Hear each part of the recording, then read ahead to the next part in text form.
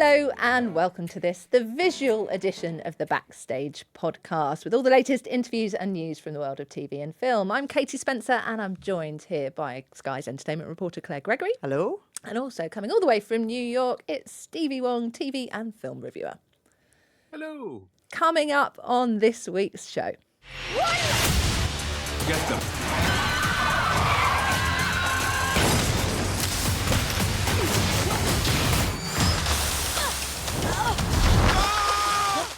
The pipe squished me all out of shape. Dang. We got a dead body and a lot of people to talk to. So what's your name? You fine as hell. Travis. First up, it's a bit of a family-friendly offering from Pixar and Disney, which poses the question, what would happen if fire and water fell in love? This is directed by the same director who did The Good Dinosaur and Cars 2, Peter Son. And Claire, you were fortunate enough to catch up with some of the cast on this. What did you think, for starters? Yeah, I think this is really cute. It's kind of a cute story. It's set in Element City where all your elements live together. So earth, wind, water, fire. And as you say, fire and water, two of them, they fall in love, and it's kind of about that relationship. But it's also a look at immigration, and director Peter Son's been very open about the fact that it's sort of based on his own relationship with his American wife. He's Korean.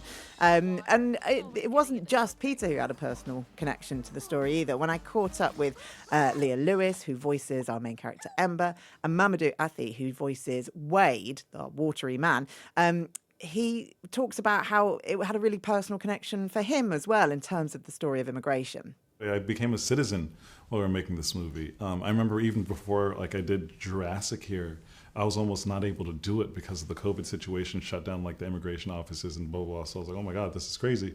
So doing this movie while becoming a citizen, while thinking about all the journey that my family took just to get here, not here, but in the States to build a life. It's been extremely moving. And my parents, they saw the movie at the premiere, and my dad has seen it twice since. It means a lot to them as well. So it's so heartwarming to feel that they care about it just as deeply as we do. What did you think of this, Stevie? Do you think Pixar is really doing enough to sort of change things up, I guess, between each film? I think weirdly the movie looks like a sequel to Inside Out, and I think immediately people are like, "Oh, what's going on?" And then when you watch it, it actually has nothing to do with it, or maybe this in the kind of weirdly universe of. But this movie has had the worst box office opening in 28 years of Pixar, so this is not faring well for future films that they have in line. I don't know. I think movies and animation films or family films in general are kind of suffering this summer. Problem is, isn't it, that Disney are fighting against themselves. So they're putting these big movies out in cinemas, but families are looking at it and going, oh, actually, we don't know if we're going to pay for that when we can just wait a couple of months and we know it'll come to Disney Plus. So it's a tricky one, and I don't see a natural resolution anytime soon. Well, look, if you fancy watching Elemental, it's out now in cinemas. How about, though, we move on to some TV? And a bit of a whodunit coming to Apple TV Plus, the return of the Afterparty.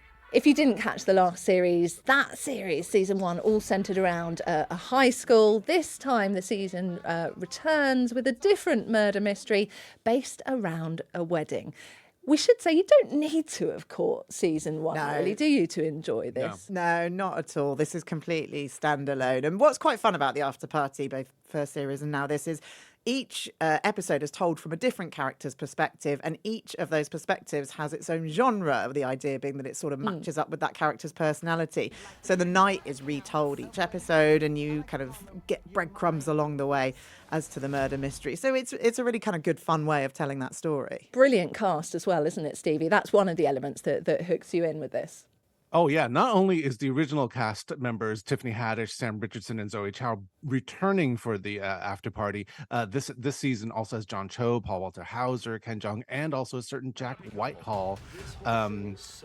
We always have issues with his accent, and in this case, apparently it's still a problem. Is it just me? I still struggle to get my head around Jack Whitehall being an actual actor and not a comedian. I mean, it's a funny character that he plays in this as well. And actually, when we spoke to him for the podcast, he said it's actually a good one for him in terms of booking future jobs, he thinks.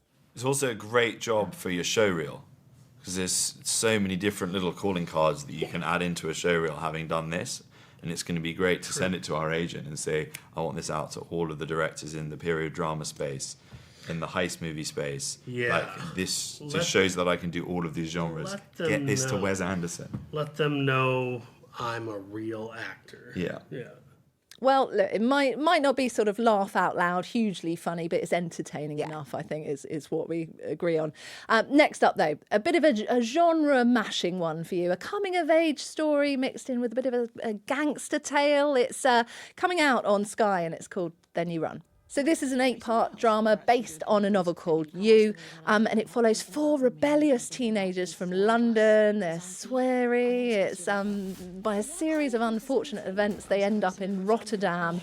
And think it's a very bad summer holidays they have on. Does that sum it up correctly, do we think? Yeah, they're trying to have the holiday of their teenage dreams, and it ends up being something of a road trip as they try to escape the danger they've got themselves into. And it really is quite a dangerous situation. But one of the things I really love about this is these teenagers are not written in a way that is kind of very stereotyping, cliche, and actually often we see teenagers on screen, they're not remotely realistic they're kind of what grown-ups think teenagers are like.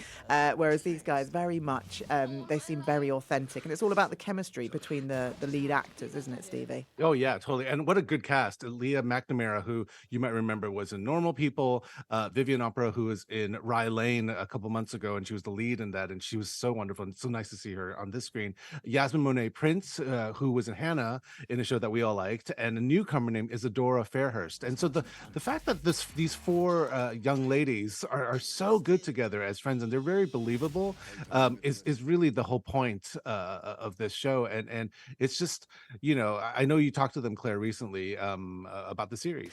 Yeah, when I caught up with Leah and Yasmin, I had to kind of ask about this idea that, quite often teenagers, they are sort of overlooked or maybe underestimated when it comes to their on-screen portrayals.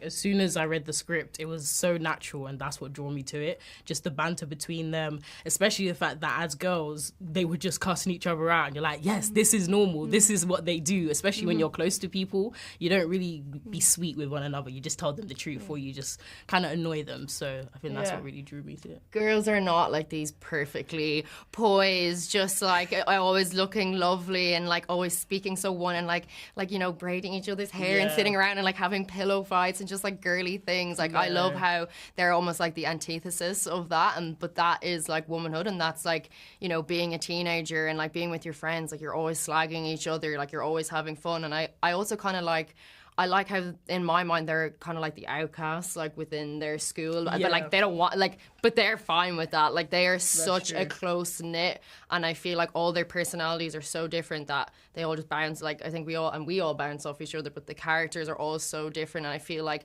there's an element in each person that someone's like, oh I'm like Ruth, like in that way, or like, oh I have a friend that's like, so like sync, whatever it is. So yeah, I loved when I read them. It's a brilliant cast, but also just visually, it's so well done. And it just has there's something about it that is just very edgy and cool and different. And I don't think it's kind of original. Original. Yeah. There's really nothing out there right now that looks like this, that feels like this, that has the kind of, I mean, the situations is pretty life and death at this, and yet it's lighthearted and funny and twisted at the same time, and it's all these wonderful things. The thing about this as well is when you start watching it, we've already said that it's got the gangster element, it's got the coming of age thing. It's also Scandi noir as well, because those first few minutes of this, it's of each episode actually, it's all in subtitles as well, which completely threw you, didn't it, Stevie? Because we were like, you have to watch this coming of age gangster thing. You're like, what? I think we are all in agreement though that is the one to look at this week. Pick of the week, very unusual, and that's out now on Sky Max, and you can also stream it on Now TV. Look, if you have enjoyed watching this, the visual edition of Backstage, well, don't forget we have longer extended interviews on the podcast itself with many of the stars from the Afterparty, Elemental, and Then You Run. All you need to do is scan the QR code, which is on your screen now, or you can just look up Sky's Backstage wherever you usually get your podcasts from. That's it for us for this week. Thank you, Claire. Thank you, Stevie. Thank you. Thank you. And we will see you again very soon.